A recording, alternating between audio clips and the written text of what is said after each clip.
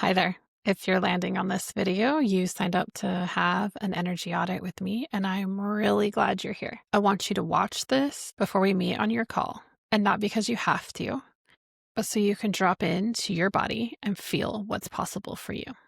So, just for 1 minute, give yourself permission to be here and take a deep breath with me.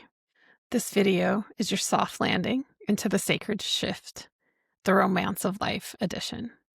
You can think of it as a doorway or a portal into the version of you that's already trying to emerge. If you're here, you're probably the strong one, the capable one, the I've got it one. You've held so much for so long that even when you look fine on the outside, your nervous system is whispering, "Are we done yet?" Your brain runs 17 tabs at once, just like your old desktop. Your chest feels tight. You feel tired even when you rest. You're not failing. You're not broken. You're just done living in survival. And you can feel the truer version of you coming online. You don't know how to access her yet, but you will. Women like us, we don't just burn out because we're weak. We burn out because we've been performing for decades. Performing strong, performing capable, performing spiritually, performing fine, right? How are you? I'm fine. And performing is not the same as living. And here's the truth. You don't need more discipline. You don't need another routine, and you don't need to try harder. You need safety. You need space. You need understanding, and you need support, and you need to remember the truth of who you are. This leads you to a way back to yourself, and that's what this work does. So let me tell you how I got here. It wasn't the easy way. It wasn't the path with the coach that showed me all the right things. I grew up in church and I went to church, but I feared God. I didn't know that there was a different God outside of religion. I didn't understand source energy. I then lived 15 years of my life as atheist or agnostic, and I really honestly, it felt better than to believe that there was this punishment out there or this fear of doing things wrong and then being punished for it. And this didn't match my felt experience in life, right? So I leaned into science, which I was pretty good at anyways. I became a doctor of physical therapy, science, logic, anatomy. That was my world. And I became exhausted. My body started to have a lot of pain and I was disconnected. But I didn't know this until later. I was performing in a life that looked good, but I did not feel like me. At the same time, my patients weren't getting better. I wasn't getting better. And eventually my body was like, "Hey, you ready to listen yet?" With a few months on the couch with Hashimoto's and adrenal fatigue. And although this was a very hard time in my life, it cracked everything wide open for me. I was able to actually get help and look at the root causes of things. Look at the root cause from nutrition. Look at the root cause from energy side. Look at the root cause from the emotional side. And I learned that my nervous system needed safety, that my fascia held the truth, and that energy and our emotional and spiritual side are what portrays on the outside, right? And even on the inside in symptoms of our body. And once I was able to bring the physical, emotional, spiritual, and energetic pieces all together, everything shifted for me. And this is why the sacred shift. Because this is the immersion. This is that lived expression of that integration of my 20 years of learning from my doctorate in physical therapy, functional nutrition, Reiki, intuitive coaching. You can see, you probably have the same pattern of over certification, right? But it's all dropped in, right? And it's helped me to help other people like Christine, who came in for a session and she was having pain, in her body, but also pain in her heart and her spirit. And I was really able to remind her of how they're connected and cannot be separated, and that we can work with them integratively to heal. Another client of mine was very frustrated with where she was in work, and we went through a session. We did some integration. We looked at what her beliefs were. We looked at some energy that needed to be moved, and we were able to clear away When she got off the call, she had a signed engagement letter waiting for her in her email. And really, she wrote to me and saying that it was really proof, right? That put proof in her evidence bank.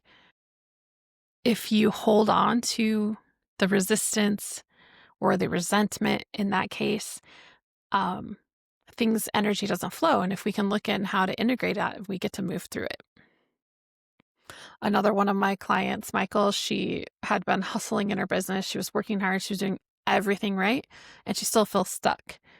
After one session with me in energetics, she was able to move energy, process emotions, beliefs, and blockages that she didn't even know she had, but had been stuck in her body for years, probably her whole life, right? And she wrote saying that this was the release that she needed, and she had been stuck at $5,000, and she closed $16K in revenue the next month.